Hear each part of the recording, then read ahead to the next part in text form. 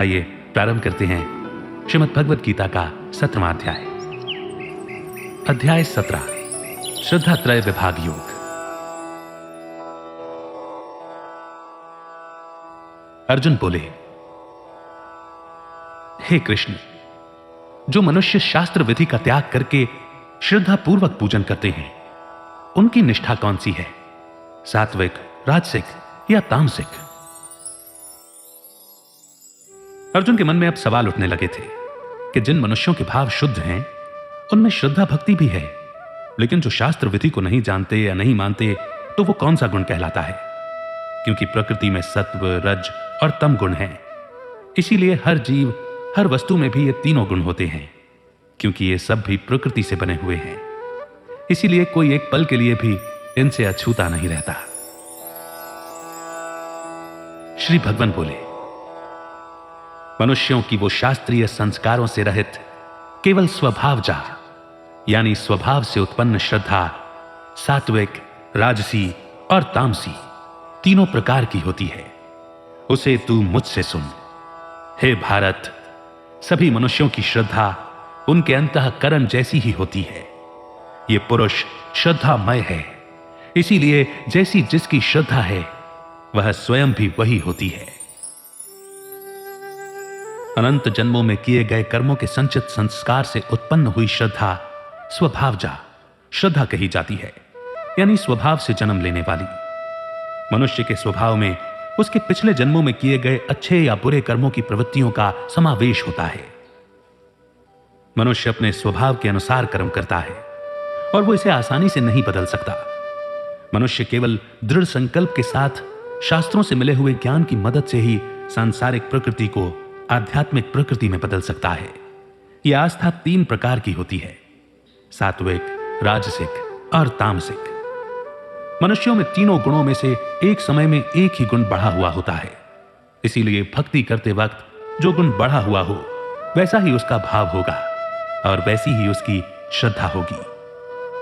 भगवान आगे बताते हैं कि मनुष्य का जैसा चित्त या मन होता है, उसमें सात्विक, राजसिक, तामसिक जैसे भी संस्कार होते हैं, वैसी ही उसकी श्रद्धा हो जाती है। मनुष्य की सांसारिक प्रवृत्ति संसार की चीजों, लोगों को सच्चा मानने, देखने, भोगने से होती है और पारमार्थिक प्रवृत्ति परमात्मा को मानने से होती है, जिसे हम अपने अनुभव से नहीं जानते, लेकिन पहले के संस्कारों से, शास्त्रों, गुरुओं से सुनकर उन पर विश्वास करते हैं। उसे श्रद्धा कहा जाता है।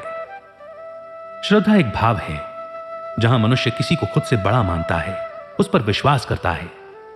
श्रद्धा के साथ ही आध्यात्म के रास्ते पर बढ़ा जा सकता है, फिर चाहे वो कर्म योग हो, भक्ति योग या ज्ञान योग। मनुष्य के पिछले संस्कार, उसकी परवरिश का माहौल, वो आसपास जो देखता सुनता आया है, इन सभी चीजों का उस पर असर होता है और उसकी एक सोच या धारणा बन जाती है। मनुष्य की जैसी प्रवृत्ति होती है, वो उसी के अनुसार उस धारणा को पकड़ता है और उस धारणा के अनुसार उसकी श्रद्धा बन जाती है। इसमें सात्विक श्रद्धा परमात्मा की ओर ले जाने वाली और राजसी और तामसिक श्रद्धा संसार की ओर ले जाने वाले होते हैं। इसीलिए मनुष्य जो सच देखता है, वो उसकी श्रद्धा और विश्वास के अनुसार होता है। अगर किसी मनुष्य की जन्मजात प्रवृत्ति सत्व की है, तो उसकी श्रद्धा उसे ज्ञान और सुख की खोज के लिए प्रेरित करती है। अगर उसमें रजस की प्रवृत्ति है, तो उसकी श्रद्धा उसे चिंता और दुख देने वाले कर्मों में लगा देती है, और अगर उसकी प्रवृत्ति तमस की है, तो उसका विश्वास उसे अज्ञान और भ्रम की ओर ले जाता है। भाव दो तरह के होते हैं, सद्भाव और असद्भाव। जो भाव परमात्मा की ओर ले जाए वो सद्भाव है, और जो संसार की ओर ले जाए वो असद्भाव है। सद्भाव अर्थात सत्य भाव, असद्भाव अर्थात असत्य भाव। सत्य यानी आत्मा और परमात्मा, और असत्य यानी शरीर और शरीर से जुड़ी हुई सांसारिक चीजें, वस्तुएं, वैभव और धर्म। जब असद भाव बढ़ा हो, तो वो मनुष्य को अभिमान देता है, यानी दूसरों की तुलना में खुद को बड़ा देखना। अभिमान होने पर मनुष्य गलत कर्म करता है। जब सद्भाव बढ़ा हुआ हो, तो वो मनुष्य को स्वाभिमान देता है, स्वमान देता है, यानी किसी भी गलत कर्म को करने में ऐसे मनुष्य को लज्जा आती है। स्वाभिमान मनुष्य को सात्विक भाव में ले जाता है और अभिमान उसे राजसिक और तामसिक भाव में पहुंचाता है।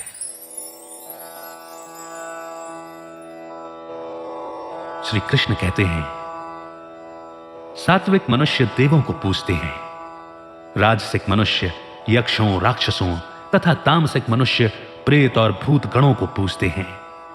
जो मनुष्य शास्त्र विधि के विरुद्ध घोर तप करते हैं, जो दंभ और अहंकार से युक्त हैं, जो कामना, राग और बल से युक्त हैं, और जो अज्ञानी मनुष्य शरीर में स्थित 5 भूतों को और शरीर में स्थित मुझ परमात्मा को कष्ट पहुंचाते हैं, उन्हें तू आसुरी स्वभाव वाला जान। सात्विक स्वभाव वाले शांत और शुद्ध भाव होने के कारण देवताओं को पूजते हैं। देवता यानी कि पॉजिटिव एनर्जी। इनकी प्रार्थना में कुछ मांगने की प्रवृत्ति नहीं होती, बल्कि बस ये शुद्ध भाव से देवताओं का नाम लेते हैं। इनमें दूसरों के प्रति संभाव की भावना भी होती है। राजसिक मनुष्य कर्म और इच्छाओं में लिप्त रहते हैं, इसीलिए वो यक्षों और राक्षसों को पूजते हैं। यक्षों में धन के राजा कुबेर आते हैं और यक्षों में धन को इकट्ठा करने का स्वभाव होता है। राक्षसों में अपनी इच्छा को पूरा करने के लिए दूसरों को दुख देना, छीनने का भाव, दूसरों को नाश करने का भाव होता है। राजसिक मनुष्य जब पूजते हैं तो सिर्फ कुछ मांगने और पाने के लिए पूजते हैं। वो बस अपनी इच्छाओं को पूरा करना चाहते हैं। इसमें मैं और मेरा का भाव ज्यादा होता है। तामसिक मनुष्य भूत प्रेत को पूजते हैं, यानी ये ऐसी एनर्जी को पूजते हैं जो विनाश का काम करती है, किसी को नुकसान पहुंचाने के लिए आदि। इनमें स्वार्थ, लालच, अज्ञानता, आलस्य आदि ये सभी बुरे लक्षण बहुत ज्यादा मात्रा में होते हैं। इसे ऐसे समझा जा सकता है कि जिस मनुष्य की जैसी एनर्जी होती है, वो उसी फ्रीक्वेंसी की एनर्जी की ओर खींचता है और उसे ही अपने जीवन में आकर्षित भी करता है। किसी भी कर्म को किस भाव से किया जा रहा है, यानी उस कर्म को करने के पीछे कैसी मंशा है, यह तय करती है कि वो किस तरह का गुण है। आसुरी स्वभाव वाला, यानी जिसमें तम गुण बहुत बढ़ा हुआ हो, इनकी रुचि हमेशा शास्त्र के विपरीत जाने में होती है। इसका कारण है कि इनमें बहुत ज्यादा अज्ञानता होती है। ये संसार के भोगों में इस कदर लिप्त रहते हैं कि उसके सिवाय इन्हें कुछ दिखाई ही नहीं देता। तमस बुद्धि शास्त्र को समझने की समझ खत्म कर देती है। ऐसे मनुष्यों को अगर ज्ञान दिया भी जाए तो वो उसे या तो पाखंड कहते हैं या बिल्कुल नकार देते हैं। ऐसे मनुष्य अपनी मनमानी करते हैं। इसमें अपनी बुद्धि, जानकारी आदि को लेकर भी बहुत अभिमान होता है कि हमें सब कुछ पता है, तो हम शास्त्रों की बात क्यों सुने।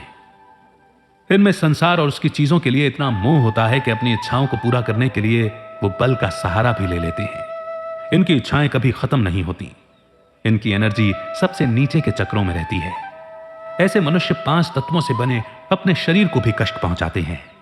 ऐसा वे कई तरीकों से करते हैं, जैसे ऐसे तप आदि करना जिसमें शरीर को तकलीफ होती है, जैसे एक पैर पर खड़े होकर तप करना, बहुत ज्यादा भूखा रहना, नुकसान पहुंचाने वाली चीजें खाना जिससे शरीर बीमार पड़ जाता है, अपनी कड़वी बोली से लोगों को चोट पहुंचाना आदि, जिससे वो अपने और दूसरों के अंदर परमात्मा का अपमान करते हैं, उन्हें दुख पहुंचाते हैं।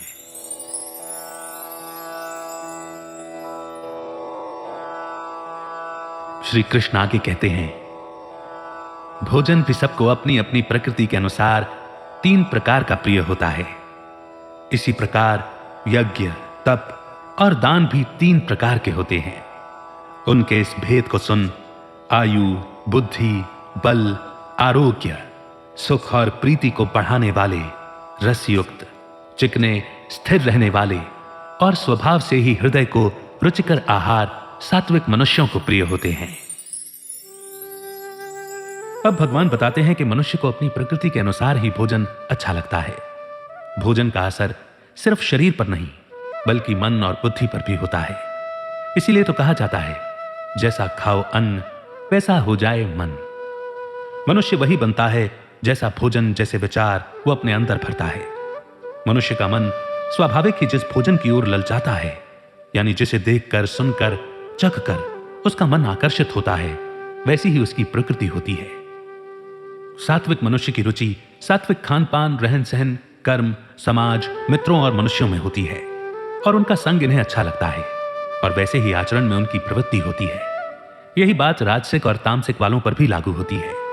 जिस तरह जानवरों में हिरण हिरणों के साथ, गाय गायों के साथ चलते हैं, उसी तरह मूर्ख मनुष्य मूर्खों के साथ, विद्वान विद्वानों के साथ दोस्ती रखना पसंद करते हैं, क्योंकि संग या दोस्त एक जैसे स्वभाव और व्यवहार के कारण ही बनते हैं। इसी तरह यज्ञ, तप और दान भी 3 तरह के होते हैं। यहां कहने का भाव यह है कि मनुष्य में जो गुण ज्यादा ताकतवर होता है, उसके जीवन के हर पहलू में उसका असर होता है, जैसे खान पान, व्यवहार, विचार, बातचीत करने का ढंग आदि। भगवान सबसे पहले भोजन की बात कर रहे हैं, क्योंकि यह मनुष्य की वो बुनियादी जरूरत है जिस पर बाकी चीजें टिकी हुई हैं। क्योंकि अगर शरीर स्वस्थ नहीं होगा तो आगे हर चीज बिखरती चली जाएगी। एक बीमार या कमजोर शरीर न ठीक से काम कर सकता है, न सोच सकता है, न सही फैसला ले सकता है, और उसमें चिड़चिड़ापन और गुस्सा ज्यादा होता है। इसलिए यह जानना बहुत जरूरी है कि मनुष्य अपने शरीर को चलाने के लिए उसमें क्या डाल रहा है। सात्विक मनुष्यों को ऐसा भोजन पसंद आता है जो जीवन की शक्ति को बढ़ाए, उन्हें एनर्जी से भरा हुआ रखे, जो उनकी इंद्रियों को संसार की चीजों की ओर जाने से रोकने की शक्ति दे, जो अच्छी सेहत दे, सत्व गुण को बढ़ाए और शरीर, मन, बुद्धि को हल्का और खुश महसूस कराए। सात्विक भोजन वो है जो ज्यादा गरिष्ठ ना हो, जो आसानी से पच जाए, जिसका रस शरीर में कई दिनों तक शक्ति देता रहे, जो मन, बुद्धि में सौम्य भाव को बढ़ाए। इसमें प्रकृति से आया हुआ भोजन ज्यादा होता है, यानी नेचुरल फूड। जो पेड़ पौधे धरती से आते हैं, इनमें भरपूर रस और चिकनाई होती है। इन्हें ज्यादा पकाने की जरूरत नहीं पड़ती। इनमें ज्यादा मिर्च मसाले नहीं मिलाए जाते, जैसे फल, दूध, घी, मक्खन, बादाम, काजू, किशमिश आदि। फलों में भरपूर रस होता है, फाइबर होता है। दूध, घी, मक्खन में चिकनाई होती है। प्रकृति से आया हुआ भोजन ताजा और शुद्ध होता है। इनका असर शरीर में लंबे समय तक बना रहता है, जो शरीर को ताकत और एनर्जी देता है। ऐसे भोजन से उम्र बढ़ती है, बीमारियां कम होती हैं, इम्यूनिटी बढ़ती है, बुद्धि तेज होती है। ये दिल और फेफड़ों को शक्ति देने वाले होते हैं। ऐसे भोजन के कारण मनुष्य की एनर्जी ज्यादा पॉजिटिव और साफ होती है। ऐसे मनुष्य मानसिक तौर पर ज्यादा शांत और स्टेबल होते हैं, क्योंकि उनके शरीर में शांति और हल्कापन होता है। जब शरीर कमजोर या बीमार होता है, तब उसका सीधा असर मन, चिड़चिड़ाहट, गुस्से आदि पर होता है। इसीलिए ऐसा भोजन करने से बचें जो पेट में बेचैनी पैदा करते हैं, जैसे ज्यादा तेल या मिर्च वाला भोजन। सात्विक भोजन हल्का होता है। इसका मतलब यह नहीं है कि ऐसे भोजन को हद से ज्यादा खाया जाए। किसी भी चीज की अति बुरी होती है, इसीलिए हर चीज बैलेंस में खाई जानी चाहिए।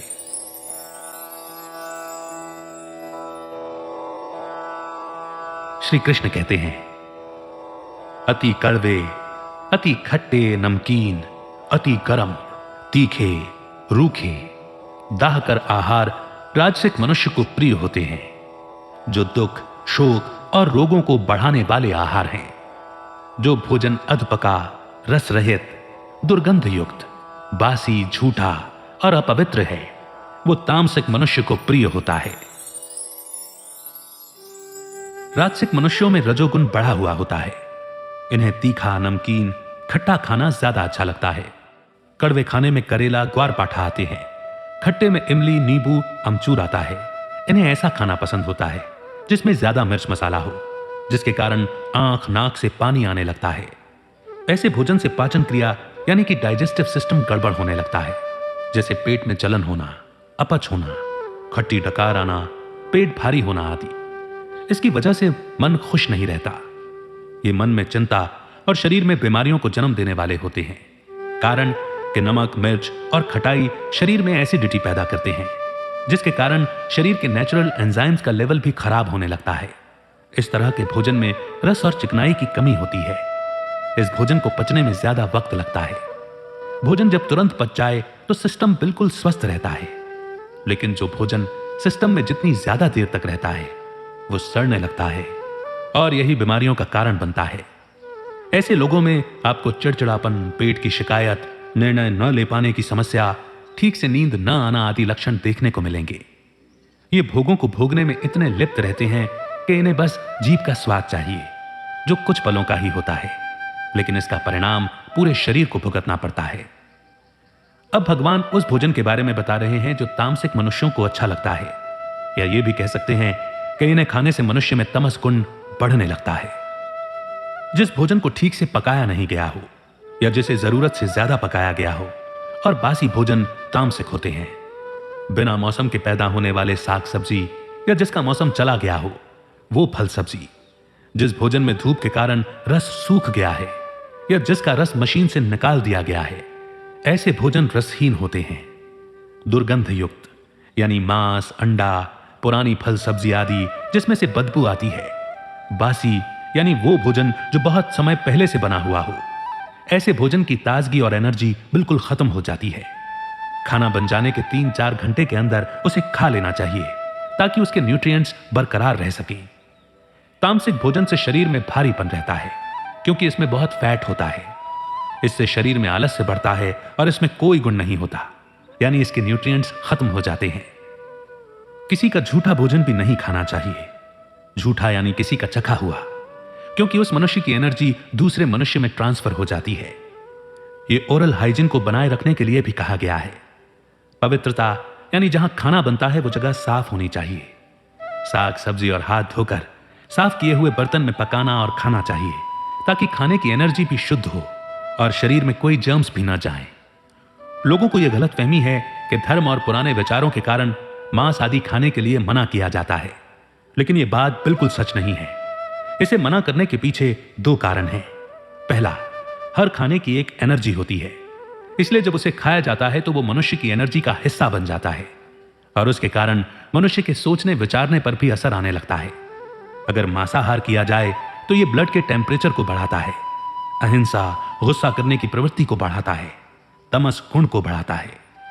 दूसरा, मनुष्य का शरीर मांस खाने के लिए बनाया ही नहीं गया है। खाने की शुरुआत मुंह से होती है और मनुष्य के दांत मांस को काटने के लिए नहीं बल्कि पेड़ पौधों और अन्न को चबाने के लिए बने हैं। जो जानवर मांसाहारी होते हैं उनके दांत अलग तरह के होते हैं जो मांस को चीरने और काटने में मदद करते हैं। इन जानवरों के शरीर में आंत यानी इंटेस्टाइन का साइज बहुत छोटा होता है, जिसके कारण खाया हुआ मांस जल्दी पचकर शरीर के बाहर निकल जाता है। लेकिन प्रकृति ने मनुष्य के शरीर में जो आंत दी है वो बहुत लंबी होती है, जिसका मतलब है कि खाना हजम होने में काफी वक्त लगता है। जितनी देर आंतों में खाना पड़ा रहेगा वो उतना ही सड़ता जाएगा। मांस को पचाने में बहुत लंबा समय लगता है और मनुष्य के शरीर में ऐसे एंजाइम्स भी नहीं हैं जो मांस को जल्दी से पचा सके। यही कारण है कि मांस न खाने की सलाह दी गई है। ये किसी अंधविश्वास पर नहीं बल्कि ह्यूमन बॉडी के साइंस पर बेस्ड फैक्ट है। इसके साथ ही वेजिटेरियन भोजन को खाने का सही तरीका भी बताया गया है। मनुष्य के मुंह में 32 दांत हैं। कहा जाता है कि खाने के एक एक निवाले को 32 बार चबाना चाहिए ताकि वो सलाइवा के साथ मिलकर एकदम नरम हो जाएं और छोटे छोटे टुकड़ों में बट जाएं। ऐसा खाना बड़ी आसानी से पच जाता है और बीमारियों को दूर रखता है। इसके साथ ही ज्यादा खाने के बजाय थोड़े खाने से ही तृप्ति मिल जाती है। ज्यादा चबाने के कारण भोजन से अच्छा रस बनता है और आंतों को ज्यादा मेहनत नहीं करनी पड़ती। एक कहावत भी है कि ऐसे खाओ कि दांत का काम आंतों को न करना पड़े। सनातन धर्म में भगवान को भोग लगाकर फिर भोजन ग्रहण किया जाता है। उसके पीछे कारण यह है कि मनुष्य उस पॉजिटिव एनर्जी का आह्वान करता है कि भोजन में अगर कुछ नेगेटिविटी है तो उसे दूर कर उसे पॉजिटिविटी से भर दे।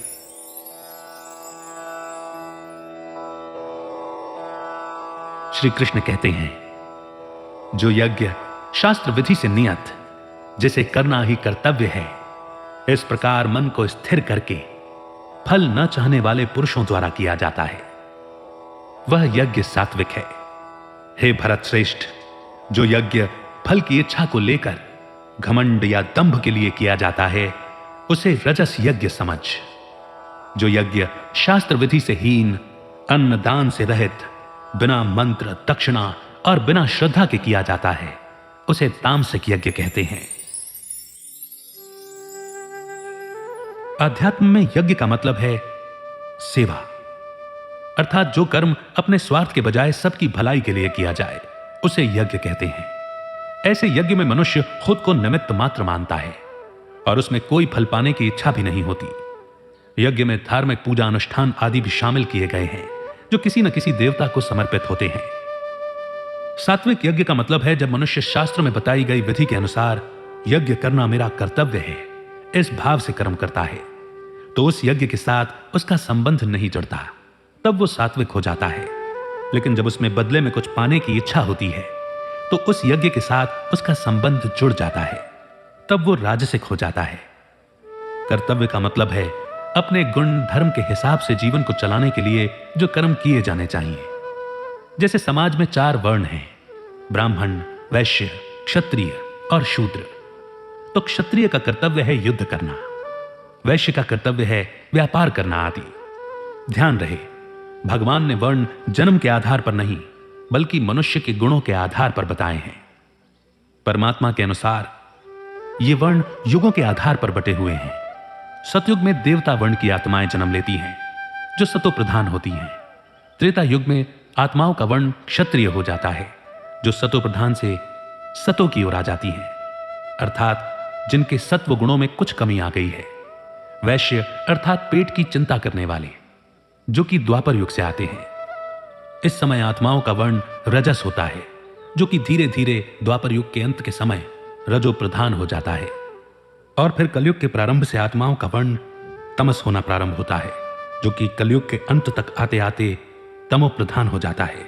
इसीलिए भगवान ने पहले भी बताया कि संसार में हर आत्मा, हर वस्तु सतो, रजो और तमो में आती है। ये वर्ण जातिगत आधारों पर नहीं बल्कि कर्मों में जिस प्रकार से श्रेष्ठता और निम्नता युगों के अनुसार होती है, उस प्रकार इन वर्णों को बांटा गया है। सिर्फ कर्तव्य समझकर कर्म करने का मतलब है अपने लिए कुछ नहीं करना और यह भाव रखना कि मनुष्य का शरीर मिलने के कारण मेरे कुछ कर्तव्य हैं जिसे मुझे पूरा करना चाहिए। ऐसा भाव मनुष्य को कर्म के फल से नहीं बांधता।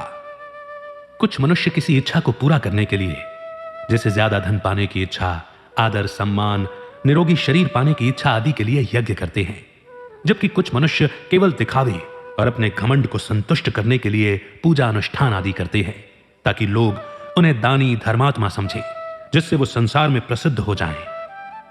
ऐसे दिखावटीपन से किया गया यज्ञ रजस कहलाता है। इसमें न तो ईश्वर की भक्ति और ना ही किसी की भलाई का मकसद होता है और ना ही ऐसे यज्ञ मनुष्य को खुशी या शांति दे सकते हैं। जिस यज्ञ को शास्त्रों में बताए गए तरीकों को छोड़कर अपने मन के अनुसार किया जाता है उसे तामसिक यज्ञ कहते हैं। पूजा, यज्ञ, हवन आदि किस तरह किए जाने चाहिए ये केवल शास्त्रों के माध्यम से ही जाना जा सकता है।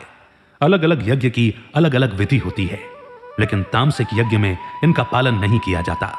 ऐसे यज्ञ जिनमें अन्न का दान नहीं होता, अर्थात जहां धन को दूसरों के साथ बांटा नहीं जाता, जहां मंत्रों और दक्षिणा के बिना अनुष्ठान किए जाते हैं, वे सभी तामसिक कहलाते हैं। मंत्रों के उच्चारण से साउंड वाइब्रेशन पैदा होती है जो न सिर्फ वातावरण से नेगेटिव एनर्जी को खत्म करती है बल्कि साइंटिफिक स्टडीज से यह साबित हो चुका है कि इसका मन और शरीर पर भी पॉजिटिव असर होता है। किसी को अन्न देना और अनुष्ठान के लिए दक्षिणा यानी पैसे देना दूसरों की मदद के प्रतीक हैं, जिसके बिना सारा काम खुद तक सीमित यानी स्वार्थ से भरा रह जाता है। तामसिक मनुष्य मानते हैं कि मुफ्त में दक्षिणा और रोटी मिल जाने से ब्राह्मण या पंडित कुछ काम धंधा नहीं करेंगे, इसलिए उन्हें दक्षिणा नहीं देनी चाहिए। इन्हें शास्त्रों, मंत्रों पर जरा भी विश्वास नहीं होता। ये सिर्फ अपने मान, बढ़ाई और प्रसिद्धि के लिए यज्ञ करते हैं।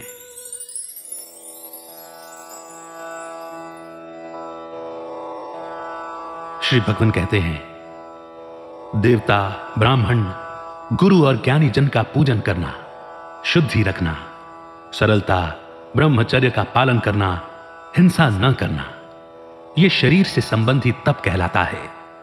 जो उद्वेग न करने वाला, प्रिय और हितकारक एवं यथार्थ है तथा जो वेद शास्त्रों के पठन का एवं परमेश्वर के नाम जप का अभ्यास है, वही वाणी संबंधी तप कहा जाता है।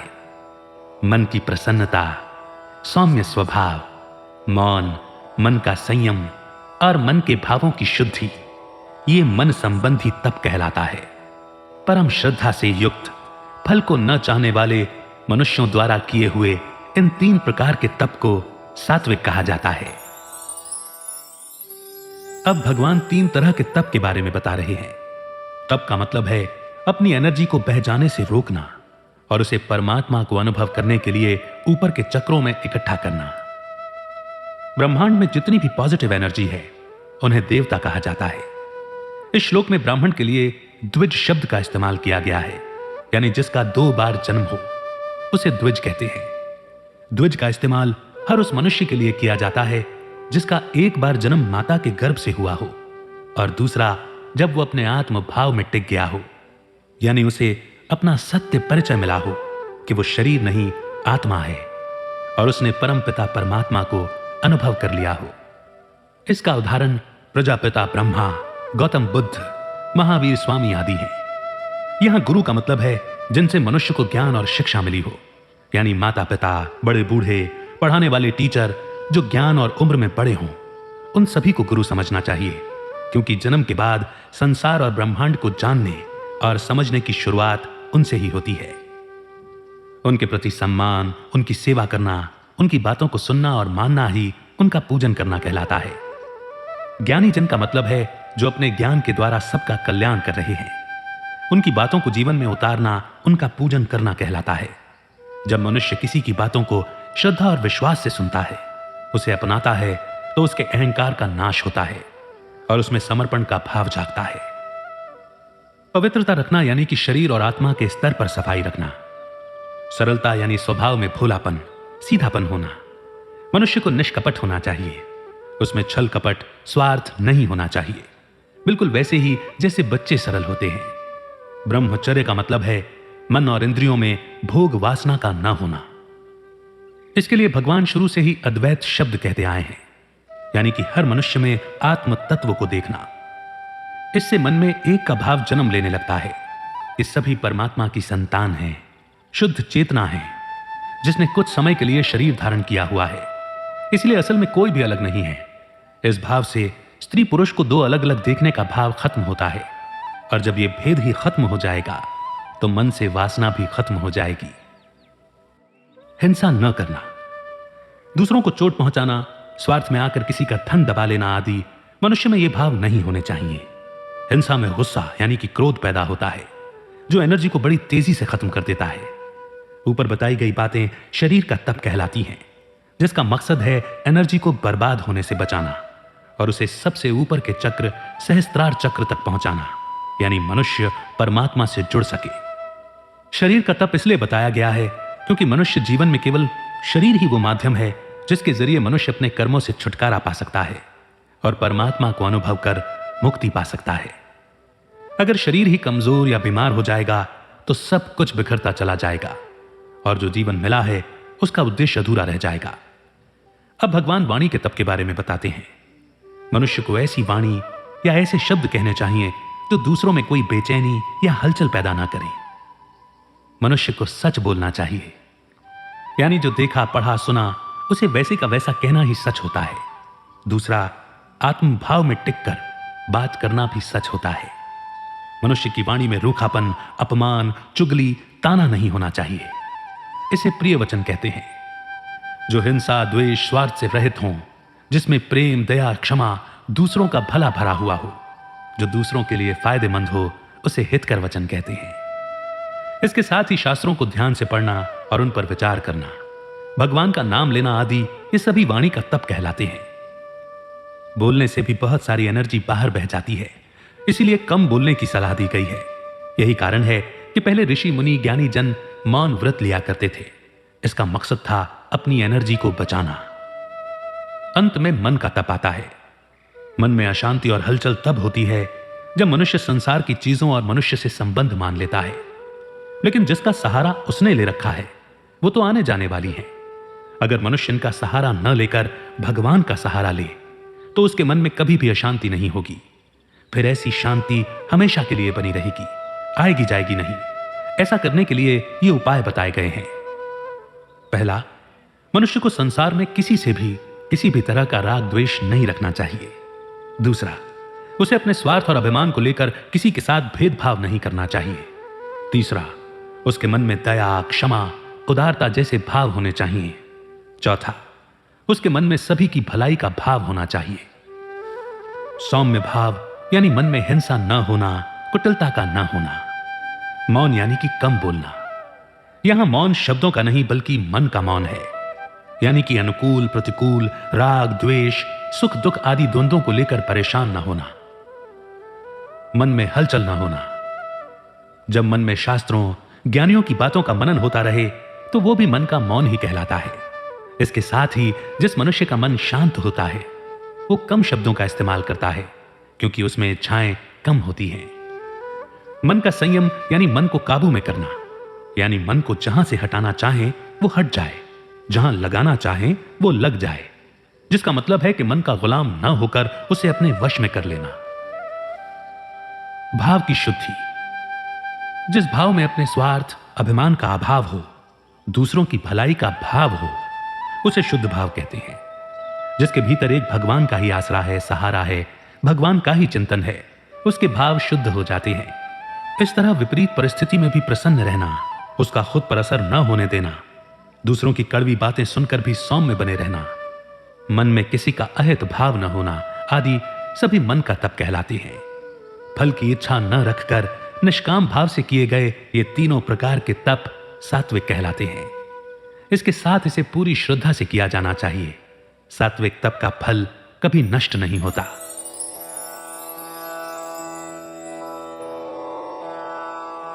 श्री कृष्ण कहते हैं, जो तप सत्कार, मान, पूजा के लिए और दिखावे के भाव से किया जाता है, वो अनिश्चित और नाशवान फल देने वाला रजस तप कहलाता है। जो तप मूर्खता पूर्वक हठ से अपने को पीड़ा देकर या दूसरों को कष्ट देने के लिए किया जाता है, वह तामसिक तप कहलाता है। जो तप सम्मान पाने के लिए या घमंड और दिखावे के साथ किया जाता है, उसे राजसिक तप कहा जाता है। ऐसे मनुष्य अंदर से तप पर श्रद्धा न होने पर भी केवल लोगों को दिखाने के लिए दान या पूजा करते हैं। जो तप दिखावे के लिए किया जाता है, उसका फल नाशवान और अस्थिर होता है। राजस मनुष्यों में कामना के कारण इच्छाएं उठती रहती हैं। वे इसके बदले में कुछ पाना चाहते हैं। ऐसे मनुष्य केवल मान पाने और दिखावे के लिए पूजा करते हैं, इसलिए उनके भावों की शुद्धि नहीं होती। श्री कृष्ण कहते हैं कि इस प्रकार तप अस्थिर और कुछ पलों में नष्ट हो जाने वाला होता है, जिसके कारण अगर कोई फल मिलता भी है तो वह व्यर्थ होता है। इसका फल मिल भी सकता है और नहीं भी मिल सकता। इसका फल कभी ठहरता नहीं, बल्कि कुछ पलों के बाद नष्ट हो जाता है। ऐसे दान तप के अच्छे फल चित्त में इकट्ठा नहीं हो पाते। जैसे किसी ने मान पाने के लिए बड़ा यज्ञ किया हो तो लोग उसकी वाहवाही करते हैं और उसका नाम चारों ओर फैल जाता है, तो यही उसका फल था। लेकिन मनुष्य यह भूल जाता है कि ऐसे फल असल में व्यर्थ होते हैं, क्योंकि कुछ समय के बाद लोग इन्हें भुला देते हैं और उसका यज्ञ का फल खत्म हो जाता है। और इसलिए भगवान कहते हैं कि नाम, मान, शान, इन तीनों की इच्छा से किए गए यज्ञ या सेवा या कर्म सभी निष्फल हो जाते हैं। तामसिक मनुष्य दूसरों को दुख देने के लिए खुद थोड़ा बहुत कष्ट सहने को भी तैयार हो जाते हैं। इनमें ज्ञान की कमी होती है, इसीलिए ये शरीर या मन को कष्ट देना ही तप करना समझते हैं। इनका भाव रहता है कि शक्ति पाने के लिए तप करने में भले ही मुझे कष्ट सहना पड़े, पर दूसरों को तो नष्ट करना ही है। ये मनमाने ढंग से उपवास या पूजा करते हैं और शास्त्र विधि को नहीं मानते। अपने उद्देश्य को न जानने और दूसरों को नष्ट देने में लिप्त होने वाली मूर्खता के साथ किया गया तप सबसे निम्न प्रकार का होता है। खुद को या दूसरों को दुख या परेशान करने के लिए गलत तरीके से किए गए तप को तामसिक तप माना जाता है। अज्ञानता तमस गुण है, स्वार्थ का भाव और क्रोध रजस है। यही क्रोध रजोगुण में पैदा होकर तमोगुण में चला जाता है। तमस मनुष्य पशुओं से भी नीचे माने गए हैं, क्योंकि पशु पक्षी खुद को दुख देकर दूसरों को दुख नहीं पहुंचाते, लेकिन तामसिक मनुष्य खुद दुख पाकर सिर्फ दूसरों को दुख ही देता है। ये बिना कुछ किए ही सब कुछ पाना चाहते हैं। ये हर काम जिद के कारण करते हैं। जिद के कारण खुद मनुष्य को सबसे पहले कष्ट होता है, लेकिन उनका घमंड उन्हें यह एहसास नहीं होने देता।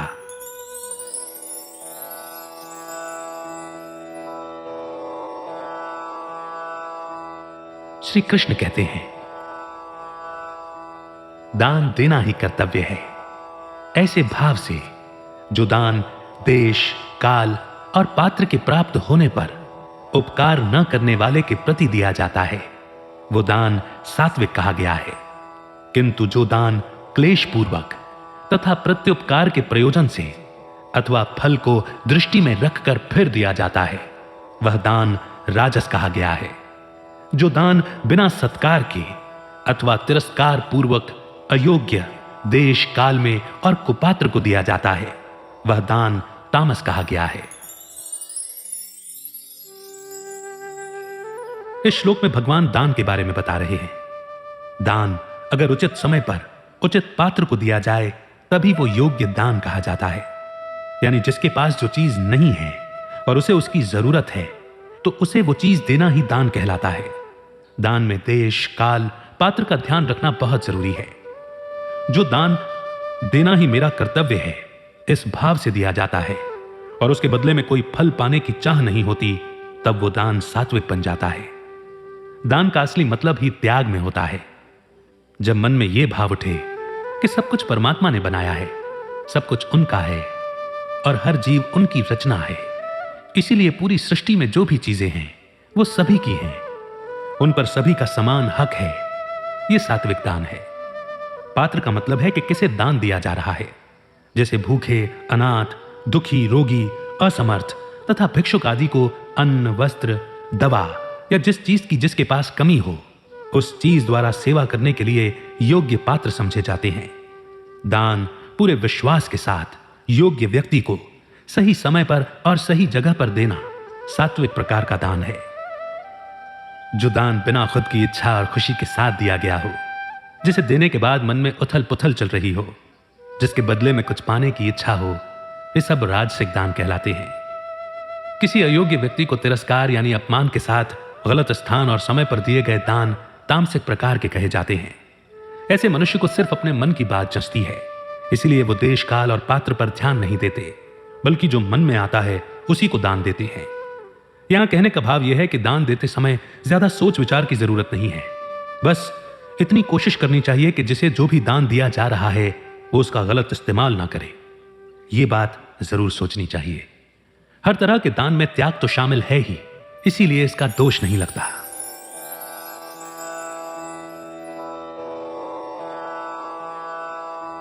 श्री कृष्ण कहते हैं, ओम तत्सत। ये 3 शब्द ब्रह्म का स्मरण कराने वाले और उनके नाम कहे गए हैं। उसी से सृष्टि के आदि में ब्राह्मण, वेद और यज्ञ आदि रचे गए हैं। इसीलिए वेद मंत्रों का उच्चारण करने वाले श्रेष्ठ पुरुषों की शास्त्र विधि से नियत यज्ञ, दान और तप क्रियाएं सदा ओम के उच्चारण के साथ ही आरंभ होती हैं। तत् अर्थात तत् नाम से कहे जाने वाले परमात्मा का ही है ये सब। इस भाव से फल को न चाहकर नाना प्रकार के यज्ञ, तप तथा दान की क्रियाएं मुक्ति और जीवन मुक्ति चाहने वाले पुरुषों द्वारा की जाती हैं। सत्य, इस प्रकार यह परमात्मा का नाम सत्य भाव में और श्रेष्ठ भाव में प्रयोग किया जाता है तथा हे पार्थ, उत्तम कर्म में भी सत्य शब्द का प्रयोग किया जाता है। अब भगवान बता रहे हैं कि ओम तत् और सत परमात्मा के नाम हैं, यानी जिनके द्वारा परमात्मा को याद किया जाता है। परमात्मा ने पहले सृष्टि के आरंभ में वेदों, ब्राह्मणों और यज्ञों की रचना की। इनमें वेद विधि बताने वाले हैं, ब्राह्मण पूजा अनुष्ठान करने वाले हैं और यज्ञ वो क्रिया है जो की जाती है। यहां ब्राह्मण का मतलब किसी जाति से नहीं है, बल्कि जिसने ब्रह्म लोक में रहने वाले परमात्मा उनको जान लिया है, उन्हें अनुभव कर लिया है, यहां उन्हें ब्राह्मण कहा गया है। जब इन ब्राह्मणों ने अपने अनुभव को लिखा तो उसे शास्त्र या वेद कहा गया। वेद यानी वो ज्ञान जिसे अनुभव कर लिखा गया है। ओम वो पहली ध्वनि है जो ब्रह्मांड में सबसे पहले गूंजी थी और लगातार गूंज रही है। ओम शब्द का अर्थ है अहम आत्मा, जिसे स्वयं परमात्मा ने उच्चारा था, क्योंकि परमात्मा भी स्वयं आत्मा ही तो है। आत्माओं के इस कल्प वृक्ष में उनका स्थान सबसे ऊंचा है और वे इस वृक्ष के बीज रूप हैं। जैसा कि पहले भी बताया कि यह वृक्ष उल्टा वृक्ष है, तो उस वृक्ष का बीज रूप परमात्मा है और वे ही कहते हैं ओम अर्थात अहम आत्मा। तत्शब्द का मतलब है वो जिनमें कोई बदलाव नहीं होता, जो हमेशा पूर्ण रहते हैं, जो सबके आधार हैं और जिनसे सब कुछ चल रहा है, जिनसे सब कुछ आया है, जिनमें सब कुछ मौजूद है और जिनमें सब कुछ अंत में विलीन हो जाता है। सत्य यानी कि परम सच, जिसमें कोई बदलाव ना हो, उसे सत्य कहते हैं। ज्ञानियों द्वारा शास्त्र विधि को मानकर किए गए यज्ञ, तप आदि की शुरुआत ओम के उच्चारण से होती है, क्योंकि ओम वो पहली ध्वनि है जो ब्रह्मांड में गूंजी थी, ओम वो मूल आधार है जिससे बाकी के अक्षर बने हैं। अगर अक्षर ही ना होते तो वेदों की रचना नहीं हो पाती। दूसरा कारण यह है कि इनके उच्चारण से मन में उस अनंत परमात्मा की दिव्यता को जगाया जा सके और मन से बाकी के विचार हटाए जा सके। यह मनुष्य के मन को अहंकारी आसक्तियों से मुक्त करके त्याग, दान और तप के कर्मों में उद्देश्य और अर्थ जोड़ता है। तत् यानी कि परमात्मा ही सब कुछ है, उनका ही सब कुछ है। इस भाव से फल को न चाहकर तप, दान आदि शुभ कर्म किए जाएं, यानी जो हमेशा से है और सदा रहने वाले हैं, उस तत्व को ध्यान में रखकर कर्म किए जाने चाहिए और संसार के नाशवान फलों की इच्छा नहीं करनी चाहिए। भगवान कहते हैं कि जो भी यज्ञ, तप और दान हो वो मोक्ष यानी मुक्ति पाने के लिए होने चाहिए, संसार की चीजों को पाने के लालच से नहीं। मुक्ति का मतलब है अपनी पहचान को इस शरीर, भावना और बौद्धिक लगाव से मुक्त करना। इनसे मुक्त हो जाने के बाद मनुष्य को खुद में दिव्यता का एहसास होता है। जो खुद को मुक्त करना चाहता है उसे अपने सभी कर्मों को इस तरह से करना चाहिए कि आसक्ति और वासना पैदा करने वाले कारण पूरी तरह से खत्म हो जाएं। संसार में जो कुछ भी है वो कुछ समय के लिए है, जो कल बदल ही जाएगा, इसीलिए उसे असत कहा जाता है। लेकिन परमात्मा में कभी बदलाव नहीं होता, इसीलिए वो सत्य है। साधु भाव का मतलब है मन में श्रेष्ठ भाव का होना, जैसे क्षमा, दया, समर्पण, त्याग आदि। इसके साथ ही जो भी कर्म निष्काम भाव से किया जाता है वे सभी शुभ कर्म बन जाते हैं, अर्थात सत्कर्म कहलाते हैं।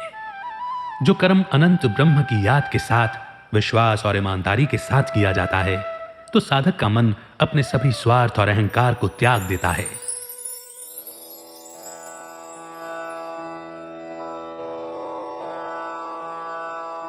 श्री कृष्ण कहते हैं, यज्ञ, तप और दान करने में जो स्थिति मिलती है वह भी सत है और परमात्मा की प्राप्ति के लिए किया गया कर्म भी सत कहा जाता है।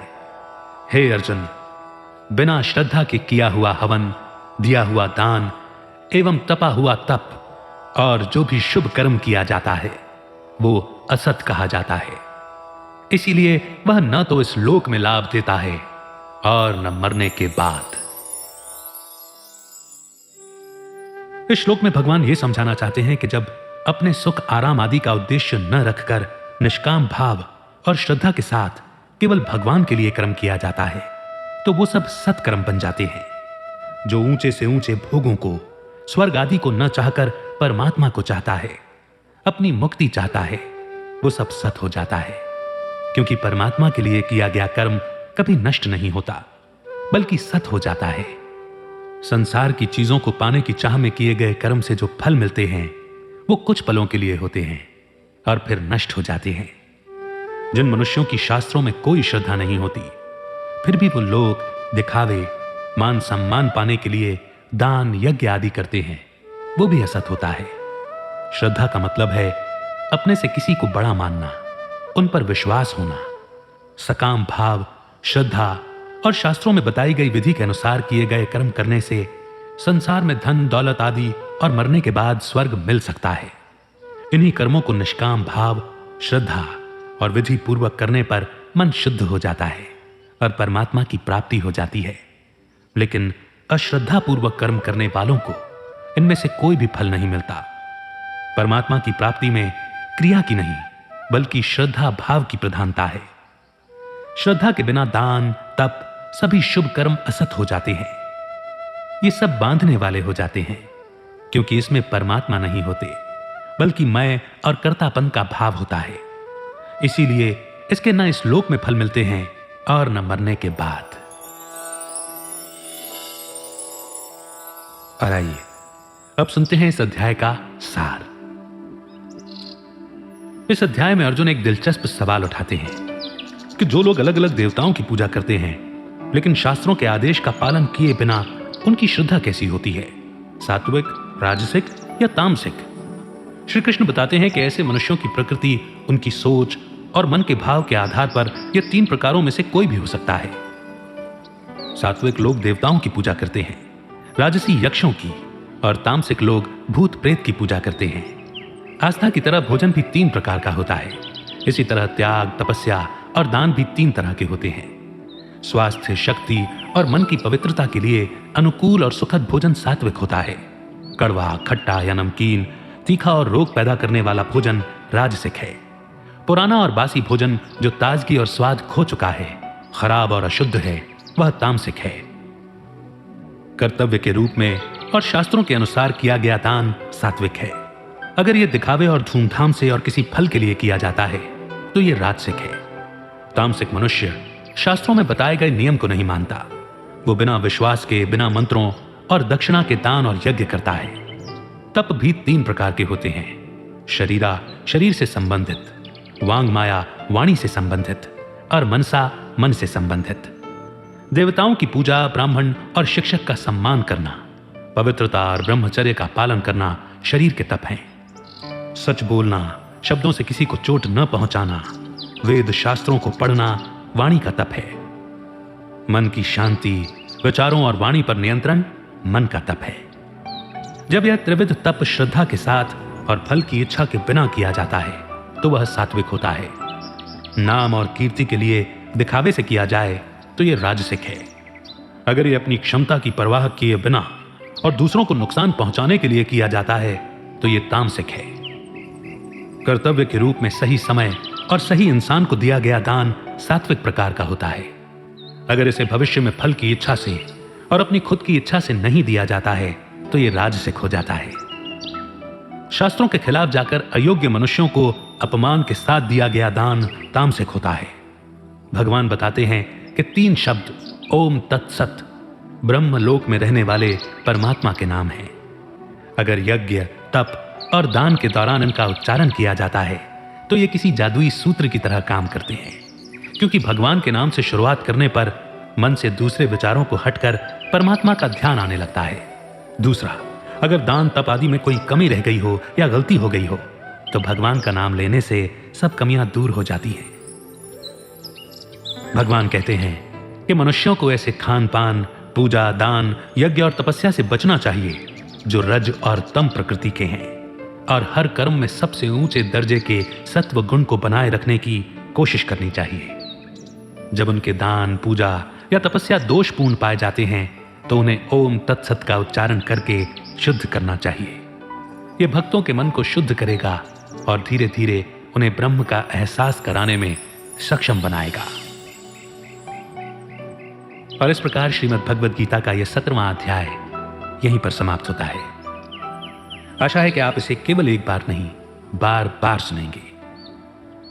कैसी लग रही है आपको गीगल टीम की यह मेहनत, खासतौर से अलका जी की, जो इन अध्यायों को रिसर्च करके सरल रूप में हमारे लिए प्रस्तुत करती हैं? कमेंट सेक्शन में जरूर बताइएगा। बहुत जल्द अगले एवं अंतिम अध्याय के साथ फिर होगी आपसे मुलाकात। तब तक रखिए अपना बेहतर ख्याल। सुनते रहिए श्रीमद् भगवद गीता को बार बार।